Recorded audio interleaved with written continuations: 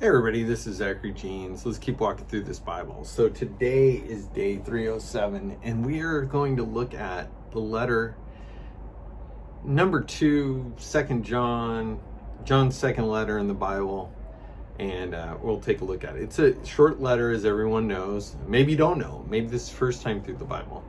It's a very short little missive written by John, the apostle, and we'll take a look at it. Just want to say thank you. Thank you so much for your encouragement, your prayers. Thank you for going through the Bible every day.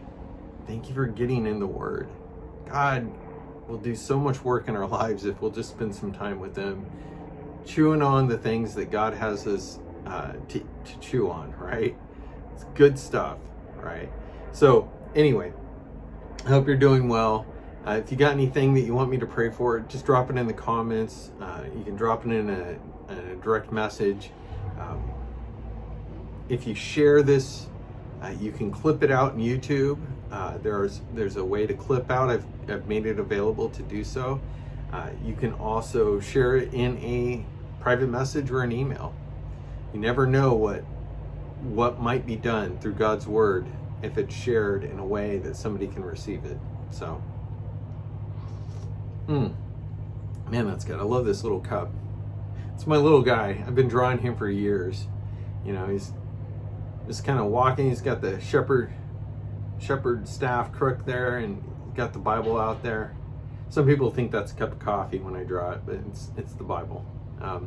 Anyway, why don't we get going here with a word of prayer? Lord, I love you. God, thank you for your word. Thank you for the people that are spending time to get in it. Thank you for giving us stuff to chew on.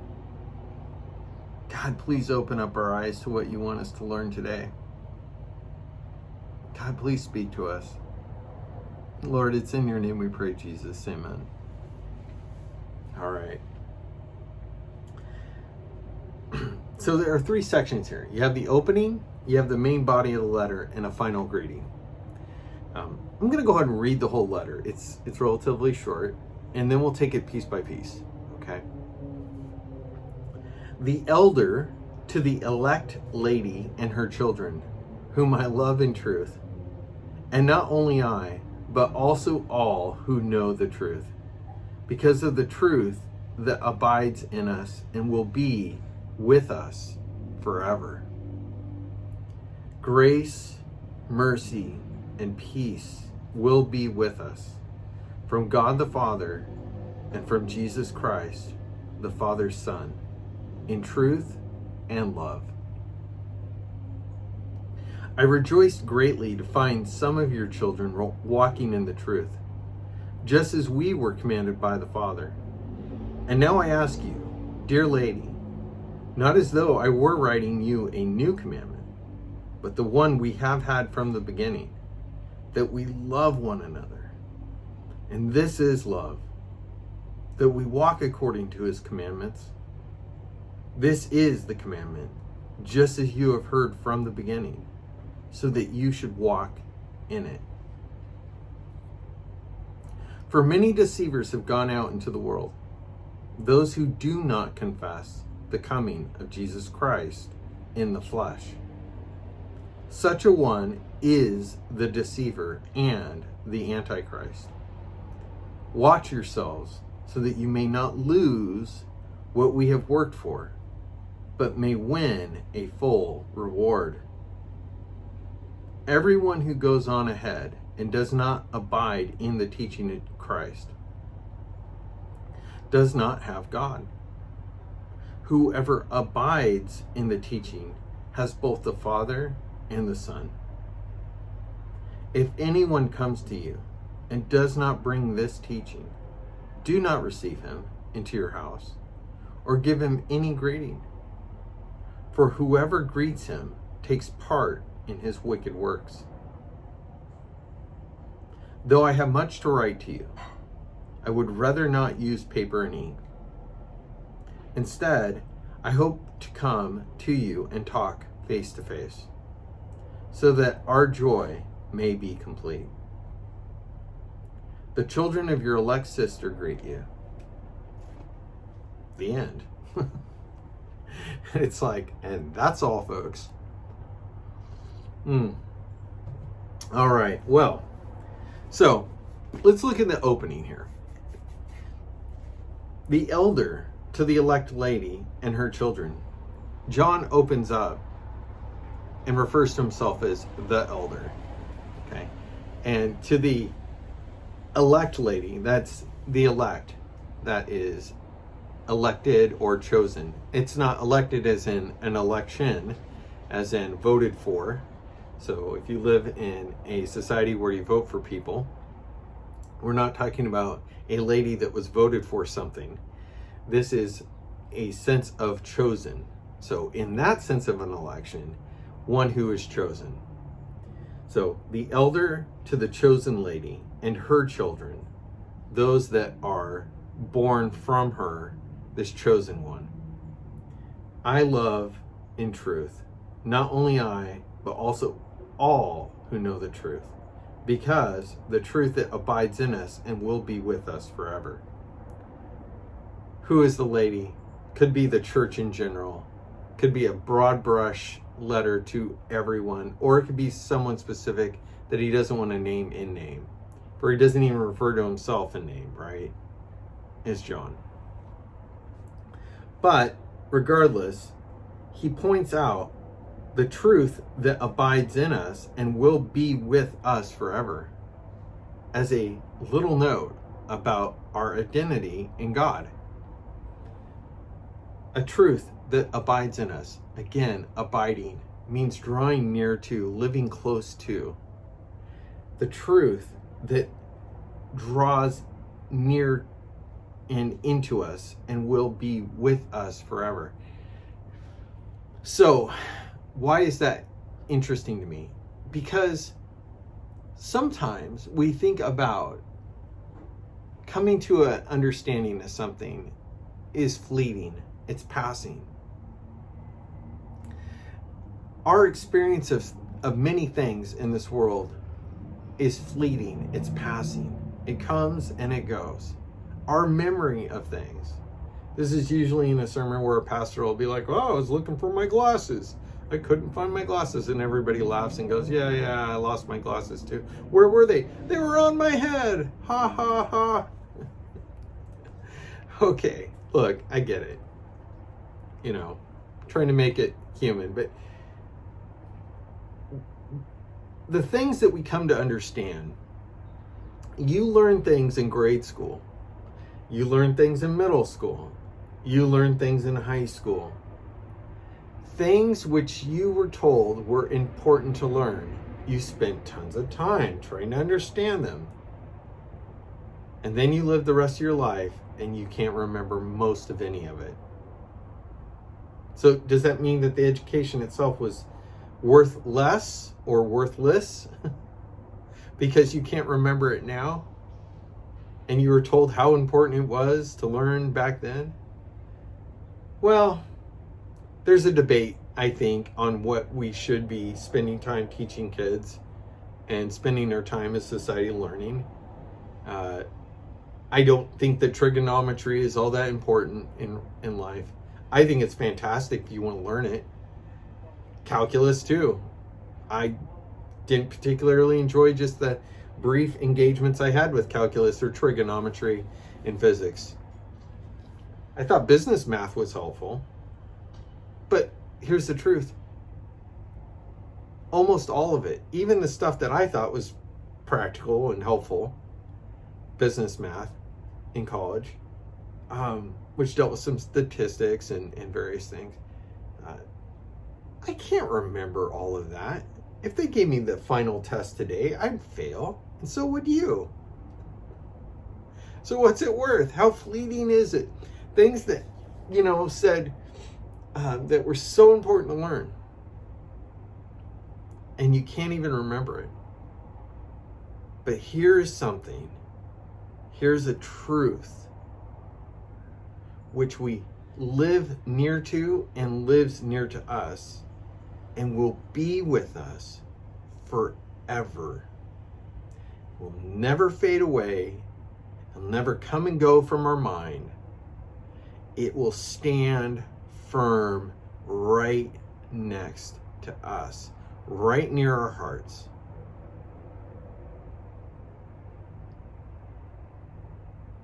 Grace, mercy, and peace will be with us from God the Father and from Jesus Christ, the Father, Son, in truth and love.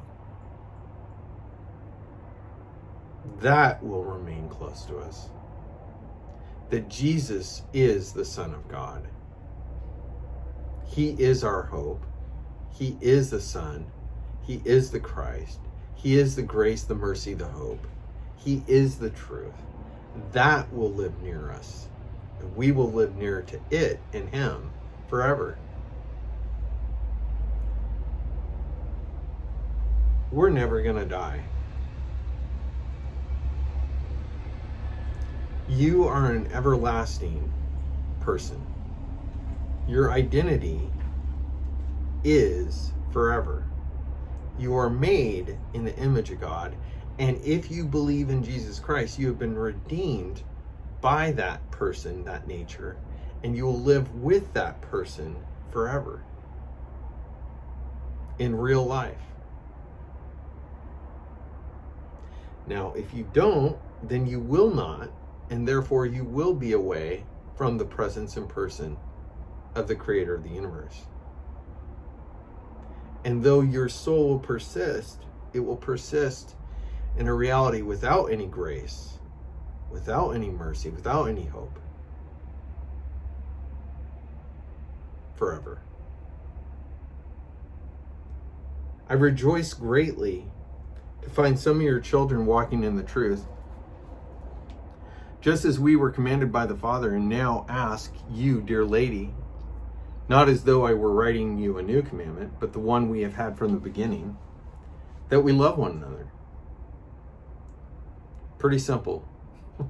Love people, love God, love people. And this is love, that we walk according to His commandments. So do you keep the commandments out of fear of punishment and hope to do enough right stuff so God won't punish your sin? No.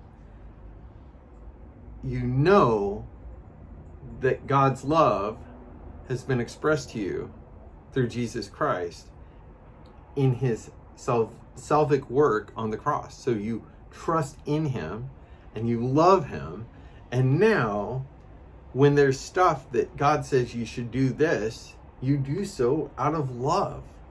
Well, I love you, Lord. Yeah, I'll do that. Some of it's easy, some of it's hard. And this is love, that we walk according to His commandments. This is the commandment, just as you've heard from the beginning, so that you should walk in it. For many deceivers have gone out into the world, those who do not confess the coming of Jesus Christ in the flesh. Such a one is the deceiver and the Antichrist. Watch yourselves so that you may not lose what we have worked for, but may win a full reward. There are those that will go out and teach around Christ, again, around the person of Jesus, not the Christ, and teach around the person of Jesus, but deny Him as being in the flesh, a person, that He is the Christ. That is the deceiver. That is the spirit of the Antichrist. It's very simple. In John's day, the very baby forms of these rebellious concepts that were forming in and around the church were happening. And here we are, hundreds, nay, a couple thousand years later. And what has happened? Over hundreds of years, fully formed religions that grew up around Jesus Christ have taken absolute form, shape, built entire organizational structures, and at the core, they deny that Jesus is the Son of God, that he came in the flesh, and that he is the Christ. These are the expression of those who would deceive from that truth, and they are the anti-Christ. They are the antichrist.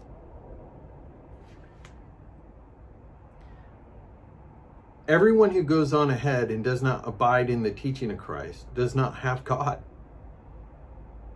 Whoever abides in the teaching has both the Father and the Son. If anyone comes to you and does not bring this teaching, do not receive him into your house or give him any greeting. For whoever greets him takes part in his wicked works. Now, I honestly take this to mean, does this mean that John's saying never invite somebody who doesn't know the Lord into your home? Well, no, this kind of goes against what Jesus taught and what John wrote about in his gospel. I think this is in reference to the lady and to the children, the house of God. And he's referencing bringing in teachers that deny these basic truths and facts about who Jesus is. Do not give them the pulpit.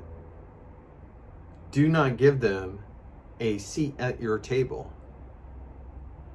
Because when you create a ecumenical conversation in your home, your church, around those ideas and giving voice to those ideas, you participate in them and you validate them. Now, is there room for conversation with other people of other faiths? Of course. But do you give them a place of authority to teach what they espouse against Jesus Christ in your church, in your home? Do you give them that authority? And John says, don't do that. Do not do that. Now, are you free to go into another home? Are you free to go into another church? You could, in the evangelistic spirit. You could do so in love, but do not give that voice, that message, do not give it a place of authority or a place of honor in being invited to the seat, a seat at the table in your church, or I think to a lesser degree, but in your home. I want you to understand, John's not saying stop being in this world. He is the one who recorded Jesus's words, his prayer to his Father, where he prayed fervently for his apostles, his disciples, those who would hear. He said, Father, I don't pray that you take them out of this world. I just pray that you protect them from the evil one. How are you going to be in this world? How are you going to engage it and share who Jesus is? How are you going to be like Jesus, who ate and drank with those who were irreligious Jewish people who essentially rejected all of the religious culture and faith, writings, those who participated in all the regular mundane and some not mundane, sinful behavior? In his time, he ate and drank with those people. He walked and talked with them. He pleaded with people not to be so highfalutin religious that they removed that opportunity from their life. So he is not saying here, John is not saying here, to remove yourself from the world that you live in. What he is saying, though, just to put a pin on it, or a final point on it, is not to give authority or to share your authority with a message that denies Jesus in the flesh as the Son of God, as the Messiah, the Christ.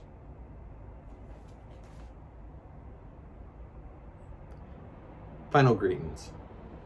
Though I have much to write to you, I would rather not use paper and ink. Instead, I hope to come to you and talk face to face, so that our joy may be complete. It has to be said, I wish he would have. I wish he would have written more on paper and ink. John already wrote a lot, and maybe he's referencing the book of Revelation, I don't know, which he did write. Maybe he's referencing the Gospels, the Gospel that he wrote. You know, we think we understand the dates when everything was written. We're just guessing, okay? We're just guessing. But I wish John would have written more. I wish all of them would have written more. I'm pretty convinced they did write more. It's just some letters were filled with more regular, mundane things of life. I've used the word mundane a couple times. Just the regular stuff of life. And though there was a lot of value in it for the people that were being written to, clearly the Lord didn't set those writings aside for what we know as the Bible. So, but still, how great would it be to be able to read just, hundreds of pages of things that John wrote or could have written? Would have been fantastic. Same with Peter. Fair, we got a lot from Paul, but more from Paul. All of them. What if Barnabas or, the others? And I'm not talking about apocryphal type writing, the stuff that clearly is set outside the Bible. I'm talking about, don't you wish the Bible was just like volumes and volumes and volumes? But what we have is more than sufficient. It's so good, and there's so much here. Now, a word. Instead, I hope to come to you and talk face to face, so that our joy may be made complete, or may be complete. This verse, this idea that, hey, let's not text. Let's not talk on the phone. Let's not hit each other up on Facebook or X or Truth Social or wherever it is that you engage in social media. Let's not just write each other little quips on LinkedIn posts. Let's get face to face. Let's actually see each other. Let me put out the effort to come to you, or you to me. And let's spend quality time with each other. And when we do that, and we share in that relationship with God, with each other, we will have joy that's made complete.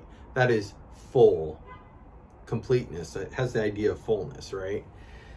Our joy will be complete. It will be full when we see each other face to face, and we don't just text, and we don't just hit the like button. Is it always better to do more than a like? Yeah, it's best to write a comment. I don't. Is it best to call somebody instead of just writing a quick little, hey, I saw that was cool, or that's wonderful, or that's great? Is it better to see each other face to face than to do that? Well, of course. Of course it is.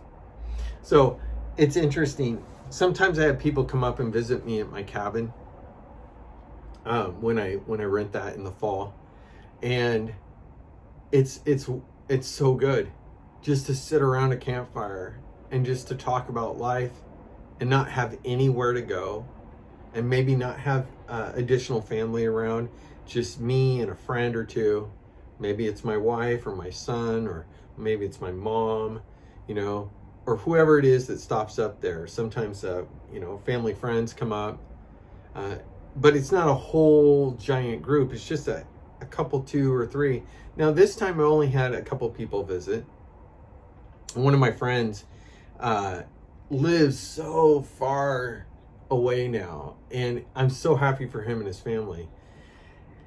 We've known each other since I think about the first year or so of my faith, and we did some public Bible study ministry together and some college youth age ministry stuff together, and just a wonderful, wonderful human being who I love. Went to Bible college on the second stint where I finished my degree because he challenged me. God challenged me through him to finish my degree. Just a brother that I love, but he's so far away. And he's got a huge family. He's got a pretty good sized family now, and he's got little kids, and this year he just couldn't make it up. And so it occurred to me, it's like, you know what? My kid's out of high school now. Heather and I, we've got our lives and we do work, and, nothing's stopping me from getting in my car and going and seeing him. So, this verse, instead of just writing and going, hey, I'll see you next year, hopefully, and texting him a couple times, it's like, you know what, Zach? Listen to this verse.